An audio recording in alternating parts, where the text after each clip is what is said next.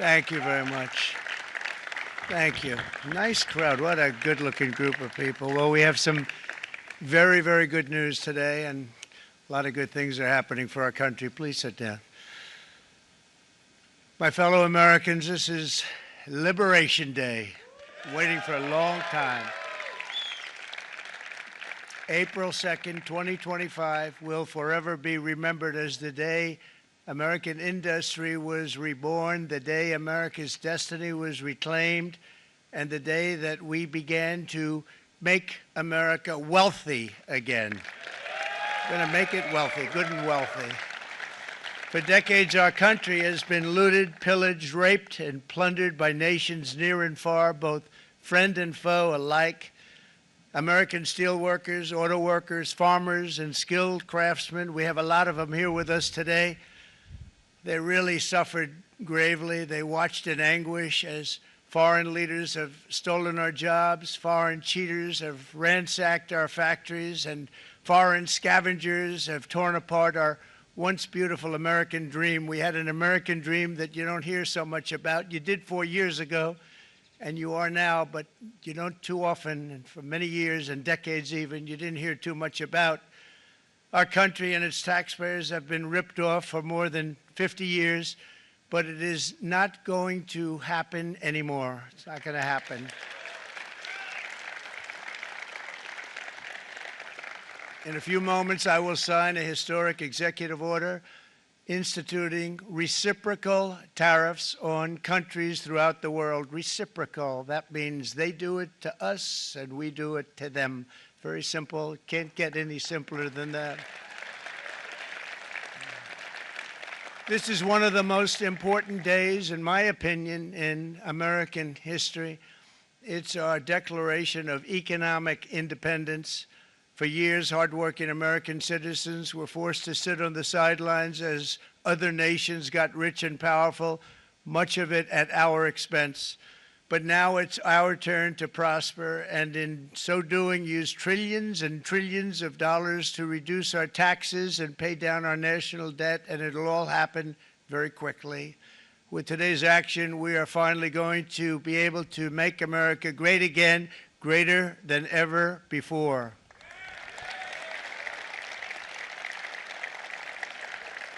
Jobs and factories will come roaring back into our country, and you see it happening already. We will supercharge our domestic industrial base. We will pry open foreign markets and break down foreign trade barriers.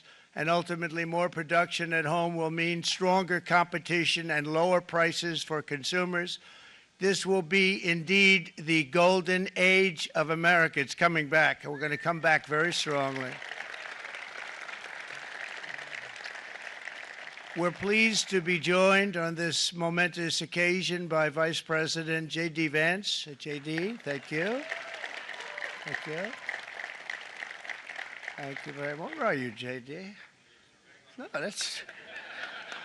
that wasn't too hard to find. I was looking, you know, he likes to take a low-key attitude, so it'd usually be sit right in front. He's gaining a lot of confidence, Mike, isn't he? And nearly my entire cabinet is here, as well as Speaker Mike Johnson, who's done an amazing job. And with the great success we had last night in Florida, we have a majority of 7.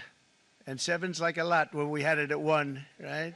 You've done a fantastic job. And many of the members of the House and Senate are with us. Senators, Congressmen, thank you all for being with us. We appreciate it. For decades, the United States slashed our trade barriers on other countries, while those nations placed massive tariffs on our products and created outrageous non-monetary barriers to decimate our industries. And in many cases, the non-monetary barriers were worse than the monetary ones. They manipulated their currencies, subsidized their exports, stole our intellectual property, imposed exorbitant VAT taxes to disadvantage our products, adopted unfair rules and technical standards, and created filthy pollution havens. They were absolutely filthy, but they always came to us and they said, we're violating, we should pay for it. It's all detailed in a very big report by the U.S. Trade Representative on Foreign Trade Barriers. and I'll just hold it up for you. It's available, and you don't have to pay too much. As I understand it, you'll pay nothing. It's a lot of work for something, actually, because it's a special book. It's very, frankly, it's very upsetting when you read it, when you see what people have been doing to us for 30 years. This all happened with no response from the United States of America, none whatsoever. But those days are over. Let me offer just a few examples of the vicious attacks our workers have faced for so many years. The United States charges other countries only a 2.4 tariff on motorcycles. Meanwhile, Thailand and others are charging much higher prices, like 60%. India charges 70%. Vietnam charges 75%, and others are even higher than that. Likewise, until today, the United States has for decades charged a 2.5 tariff. Think of that, 2.5% on foreign-made automobiles. The European Union charges us more than 10% tariffs, and they have 20% VATs, much, much higher. India charges 70%, and perhaps worst of all are the non-monetary restrictions imposed by South Korea, Japan, and very many other nations. As a result of these colossal trade barriers, 81% of the cars in South Korea are made in South Korea. 94% of the cars in Japan are made in Japan. Toyota sells 1 million foreign-made automobiles into the United States, and General Motors sells almost none. Ford sells very little. None of our companies are allowed to go into other countries. And I say that, friend and foe, and in many cases, the friend is worse than the foe in terms of trade. But such horrendous imbalances have devastated our industrial base and put our national security at risk. I don't blame these other countries at all for this calamity. I blame former presidents and past leaders who weren't doing their job. They let it happen, and they let it happen to an extent that nobody can even believe. That's why, effective at midnight, we will impose a 25% tariff on all foreign-made automobiles.